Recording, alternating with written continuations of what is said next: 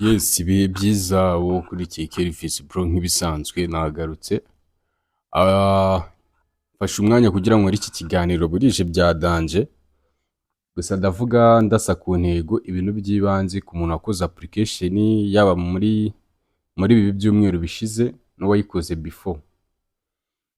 Ibintu bigeze aharyoshye, ibintu bigiye kugera ku musozo, ni ukuvuga ngo abantu batangiye kubona codes zo kuba process ya visa byabo byatangiye. Step igiye gukurikiraho ni medical, mugakora contract. Ndakeka yuko abataragenda mwisi bazahita ko babajyana kuri ba bantu bazaga bambaza ngo ese l'example ya application iracyakomeje. Ndakubwira yuko hasigaye imyanya 21 muri aka kanya nkoze iki kiganiro ndangije kuvugana na Pasteur Mariko waba prayingiye. So ngwaye ikaze, yaba hasi urebe ko wakoze subscribe kujya tujye tubana 5 kuri 5. Ibintu bigeze aryoshye sana. Kare nayo ndi kuvugana na Mariko, gusa ari ikintu abantu bakomeje kugenda bambaza ukuntu bazagenda, ukuntu bazabona amatiketi, ukuntu bazabona za visa, kuko company already nibi kwishyurira ibyo byose. Medical bakwishyura 50%, nawe ukishyura 50%. Icyo cyo buri muntu wese wagiye kujoining izi application we yarabizi. Abenshi bari babizi n'abatarabimenye, wenda ushobora kuba warumvishe mbivuga nanabisobanuye kenshi cyane. N'abantu bakomeje bagenda bambaza ibya green card. No kuvuga ngo green card ni mu kwa gatanu, ariko green card n'ubundi iza prayingwa n'umuntu ufite passport, kandi ikindi umuntu wujuje imyaka hejuru ya 19 na 50. Green card kugira ubashe kuba wakora application ubundi mbere yari free, wakoreshaga internet yawe gusa. Ariko ubu ngubu ibintu byarahindutse. Ibintu byarahindutse, ni ukuvuga ngo green card uko ni ibintu bimeze, uzajya wishyura $1 rimwe. Mu Rwanda ni $458 gutyo $. I think so kari $1 rigeze. I Burundi bishobora kuba ari mu bihumbi bingahe, 6 gutyo cyangwa 7. Muri Congo ni 2,200 gutyo. Ya currency z'ibihugu ndabizi cyane.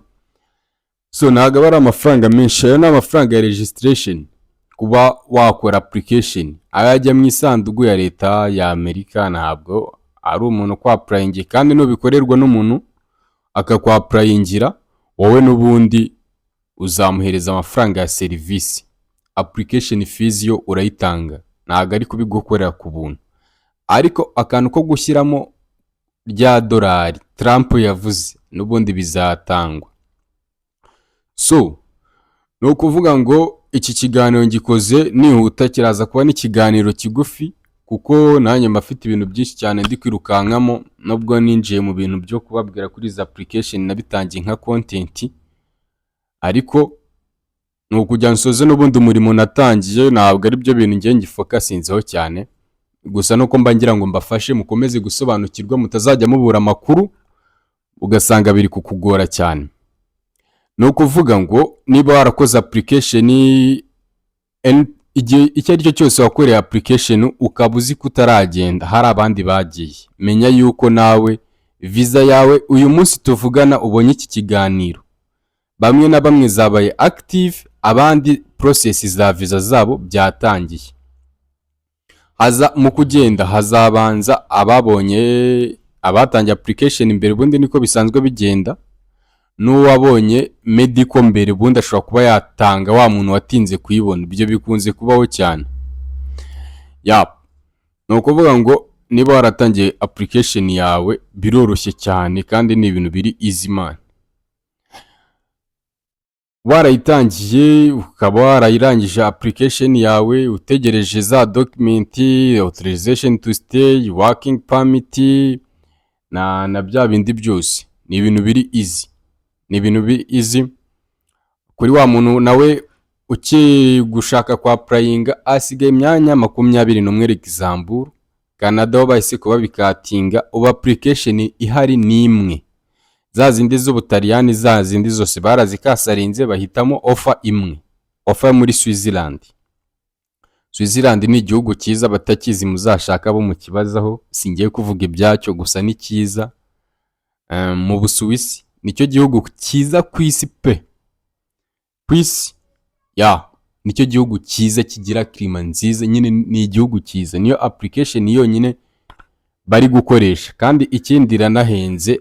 Umuntu ushobora kuba yajya kuyikorera application ni wa muntu nyine n'ubundi usanzwe usobanukiwe ibintu nk'ibi, kubijyamo utabizi ibi bintu birakugora, no kubyumva birakugora. Ubundi ni ukuvuga ngo iyi application ya Switzerland Horizati uzibona nyuma y'amasaha 3 ukoze application yawe, amasaha 3, isaha imwe, isaha ebyiri, isaha 3, umaze kuba improved cyangwa unimproved.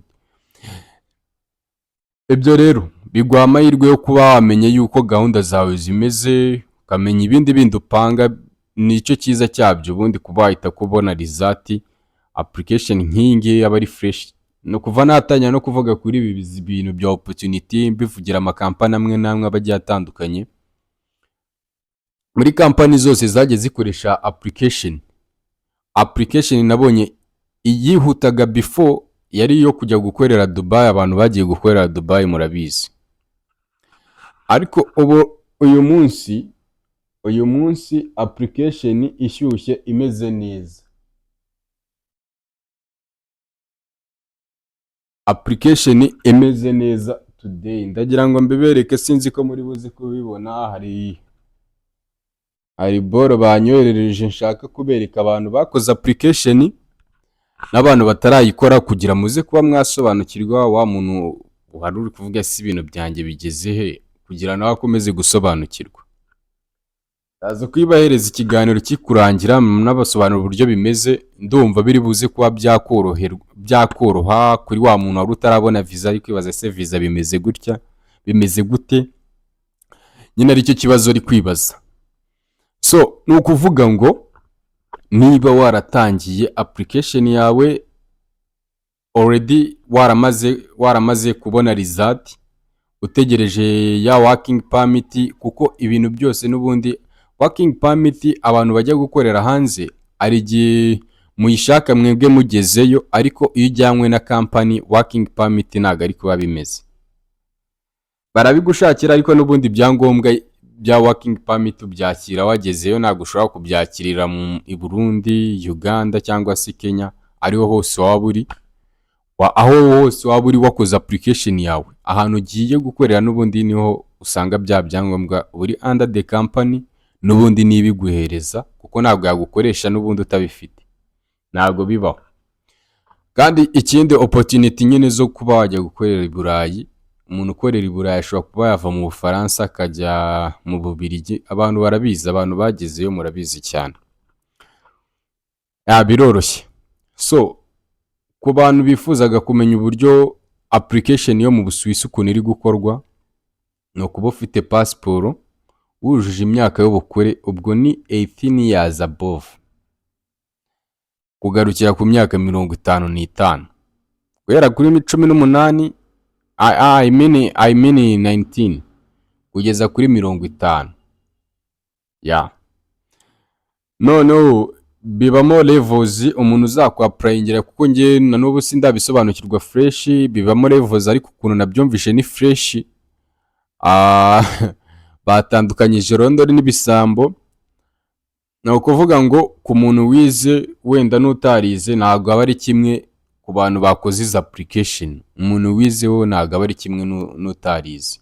Ubundi hari application uba usanga bayora, nk'abantu bagiye gukora Dubai murabizi, ugasanga umuyede utarize wenda ahuye na Dr.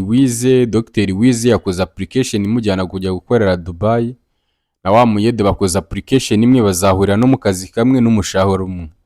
Aho ntago ariko bimeze. Mu Busuwisi abantu bagiye no gukoreraho before, uhembwa bitewe n'amashuri ufite. Ushobora no kugeraho utarize ukiga, ukaba wagira iyo opportunity yo kwiga, kuko nyine niyo systeme y'igihugu cyo mu Busuwisi. Ushobora kuba wageraho ukajya kwiga umwuga, bibayo cyane, cyangwa se ukiga n'ibindi bintu bisanzwe. Kandi iyo wiga nyine n'amafaranga yawe ariyongera. Iyo umuntu ahembwa bitewe n'umushahara, bitewe n'amashuri. Umuntu utarize niba akora akazi kameze gute, wowe wize mugenda murushanwa. Ndakeka mubizi ibyo ngibyo. Abatabizi muze kuba mwanyandikira kuri Instagram ni KVS bro, ndagusubiza. Reba aho hasi urebe muri description ari YouTube channel nashyizeho, ubundi kwanza niho ngiye gushyira explanation y'ukuntu ba bantu baprayinze before n'abari kwa praying right now, niho ngiye kuba nabishyira kugira bize kunyohera mu buryo bwa edit, kuko ngiye ikiganiro ngisigaye ngikora iminota mike singishaka no editing ibiki n'ibiki bitako nya uploading. So ndumva ari byo muraza kunyarukira kuri YouTube channel yawe yitwa ni KVS bro, iri muri description. Wowe uraza kuba wayiklikaho urebe ikiganiro nshyizeho mu kanya kigireho rimwe n'iki ngiki. Kuri wa muntu rero ushaka kuba ushaka kuba yakora application yo mu Busuwisi, ngiye kukubwira mu Busuwisi ibintu by'ibanze ugomba kumenya kuri iki gihugu kugira watending application nawe uzi icyo ugiyemo kandi kiri seriye. Ibi bintu biri seriye. Abantu bo kera bazaga bambaza ngo ni scam, byo bamwamaze no kubimenyera kenshi, abenshi basigaye bananyingingira gukora ibiganiro. Gusa ndikumva ashaka kubihagarika muri no minsi ko nanjye mfite business zanjye mba ngomba kuhita kununganya. Ntabwo natakaza umwanya hano hanze, ibintu byarakomeye, ariko nzajya nkora ibishoboka n'ubundi nkomeze mbagezeho ibyiza kandi mukwiriwe. First of all, niba utarakora subscribe cyangwa se wifuza kubagira ikibazo wumbaza, ntabwo ushobora kwandika comment nyibone utarakora subscribe. Kora subscribe kugira nyandikire muri comment nsobanukirwe se ni ikihe kibazo ufite, and then nzagaruke ngusobanurira. No kuvuga ngo iyi application yo mu Busuwisi ni nziza cyane, ihemba neza, ni ahantu heza, kandi ikindi abarimo opportunity zo kuba wanagaruka mu gihugu cyawe. Ibintu biri emergency bagomba no kubishyira muri contract yawe. Muze kuba mwabaza Pasteur Mariko baprayingiye, mu agent wakwaprayingiye, mubimusobanuze neza kuko warabisobanukiwe kundusha. Gusa ngiye ngwereza ibyibanze, nawe ushobora kuba wagenderaho nk'umuntu mukuru. Umu agent uramubaza akagusubiza, mbega biri mu nshingano ze. Ni umu agent wa company uko aprayingira, ni ugushakira bya byangombwa byose. Wowe icyo ubutegereje uba wicaye nk'umukire, arakubwira tugeze kuri step ya medical, turi gushaka visa, turi gushaka authorization to stay, turi gushaka ibi n'ibi.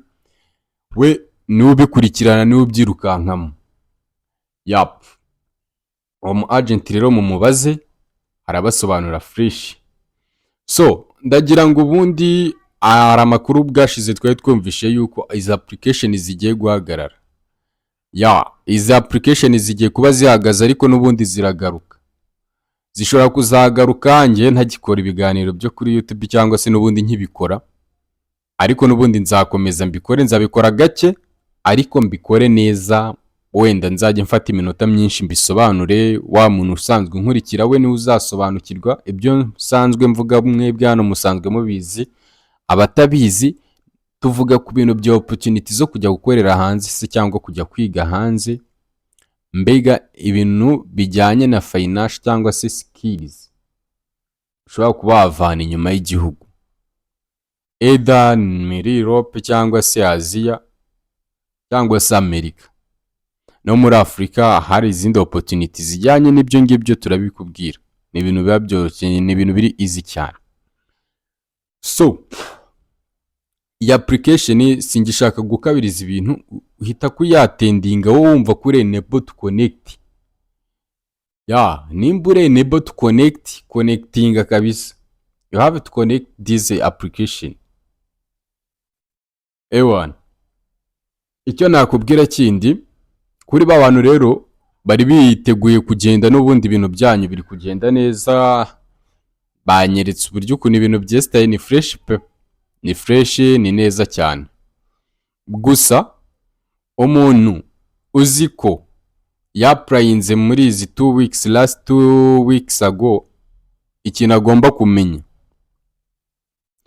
niba watangiye kubona announcement y'uko process ya visa yatangiye ukaba ushaka kwihuta, ikintu cya mbere medical niyo izagutinza mu bintu bya mbere bigutinza muri izi application nabonye banange.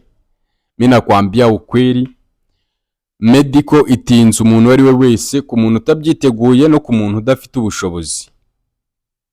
Kandi ikindi, igihe udafite ubushobozi bwo kwita ko ukora payment ya medical, niba uzi ubwenge ujye ugisha inama manager wawe, umve ko nini cyagufasha, kuko uriya mugabo washobora kuba yakuguriza n'amafaranga wazajya kugenda ukayamwishyura, cyangwa nabyo mukabishyira muri close ukavuga ngiye ningerayo natangiye guhembwa n'ubundi kampani niyavanaho, ni umukozi wa kampani warakwishyurira, nawe wazahembwa ukishyura amafaranga yiwe. Ni ibintu biri easy rwose, nta mananiza cyangwa se uhangayika ngo nta mafaranga mfite yo kwishyura medical. No, arakuguriza ibintu bikarangira bikava mu nzira. So inkuru nziza yari iyo ngiyo. Ndumva ngiye kugarukira aha.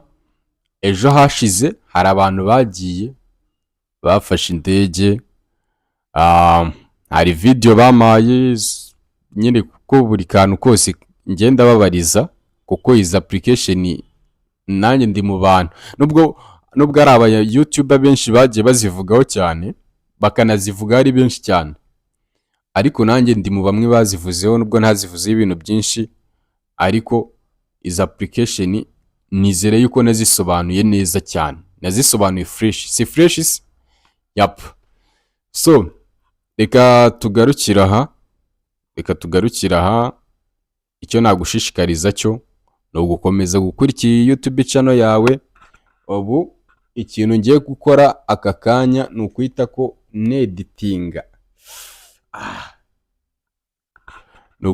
neditinga, ukuntu muri buze kuba mwareba izi application zo mu Busuwisi ukuntu ziri gukorwa, nawe ukayatendinga.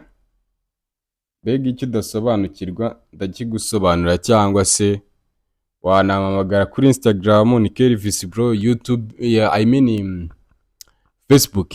Facebook naho nitwa Kelvis Bro, uramfollowinga kujya ubona update zanjye. Kuba wicaye aho ngaho utaramfollowinze nta update, wicaye nta makuru ufite, kandi cyambere ari amakuru, waba uri kwitinza. Nababwira rero package zihari muri ino minsi ku bantu bari kujya hanze. Hari ibihugu bimwe na bimwe ngewe nshaka kuzajya mbanza kubabwiraho mbere yo gukora application, utazigera unayikora. Mubinsabe muri comment ndabibakorera. Iyi application ku buryo nta uzayumva uziruka. Ni za application uzajya usanga niba barakubwiye ngo ugiye gukora muri ibi, wisange muri ibi. Bibaho cyane abantu bagiye kujya gukorera hanze, cyane cyane muri Aziya, ubundi muri Aziya no muri Middle East. Iyo mvuze Middle East ni ibihugu by'Abarabu, muri Aziya ni ndakeka muzi ibintu by'ibihugu namwe muri abantu bakuru. Nge rero imba mbikoze kugira ngo ufashe, wenda hari n'abantu bajyayo, hari n'abantu bajya bagahirwa, sometimes kumva umuntu yagiye muri Oman we byaramuhiriye, ariko ari n'uwagiye akabura uburyo agaruka. Hari n'abapfirayo, hari n'abapfira Dubai, hari nyine ni ibintu uba ugomba kujya mubizi kandi ubifiteho amakuru. Ntuzigere ubaza abantu abo ari bo bose bazaba bashaka kukujyana, kuko umuntu ushaka kukujyana we ntabwo yakubwira ikintu cy'ukuri. Ngiye mujye mumbaza, ntabwo nakubwira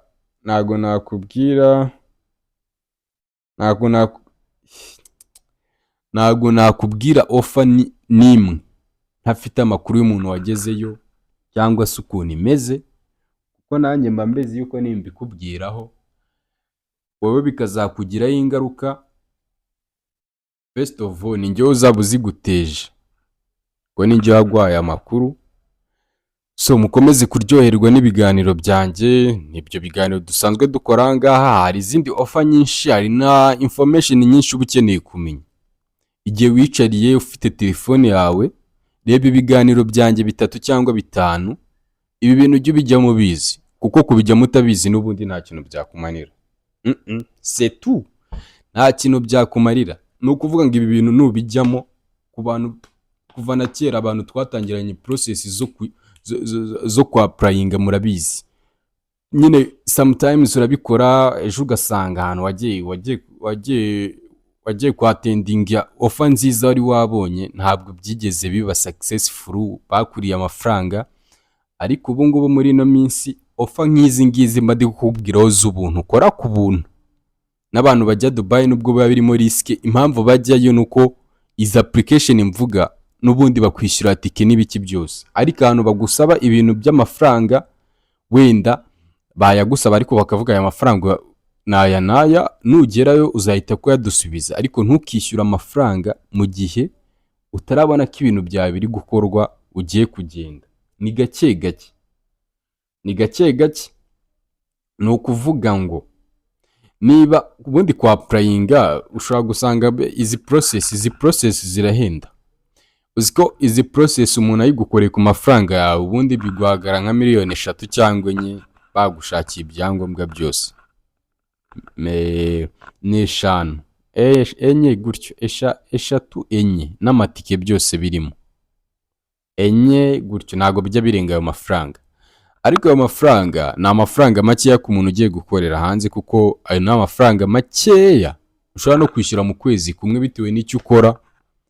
Abantu mwagezeyo murabizi, mujye munabitubwira muri comment. Ukishyura amafaranga, ibaza amafaranga ushobora kuba wakora nk'umwaka ukora fucking job hanze, ariko mu mwaka umwe cyangwa imyaka 2 ukaba utayakorera mu gihugu cyawe cyo muri Afrika bitewe n'aho uba cyangwa n'icyo ukora. Mu myaka 2 ukaba utayakorera, ariko mu kwezi kumwe ukaba wayakorera. Nk'urugero nk'umuntu uba waravuye muri Afrika ari umuyede cyangwa se akora n'akandi kazi k'imbaraga. Simvuze ko ikiyede kitarimo amafaranga, ariko nako kari mu kazi kavunanye ariko kadatanga amafaranga, uko ni ukuri. Ariko ugasanga wa muntu wakoze ikiyede muri Afrika n'umuntu wakoze ikiyede i Burayi ntago ari bamwe, aho ntago ari abantu bamwe, ni abantu badasa. Umuntu wakoze ikiyede i Burayi iyo agarutse akoresha abenjeniyeri baminuje bo mu Rwanda akanabahemba, cyangwa se i Burundi cyangwa Kenya, murabizi cyane. So ku bintu by'amafaranga rero nimuzajye mubizanamo imikino, kuko hano hanze ibintu byarakomeye, kandi nubona opportunity amahirwe aza gake ujye uhita kuyafatira hejuru. Nshobora kubikubwira ukagira ngo ni jokes cyangwa se ndimo ndagutera urwenya. Amafaranga ni imibare, ni ibintu bibiri, ariyongera cyangwa se akagabanuka. Jya ukora ibishoboka rero umenye ko imibare yawe iri kwiyongera, imibare iri gukura cyangwa se iri kuzamuka. So ciao, reba hasi ko wakoze subscribe. It's your boy Kelvis bro. Pow.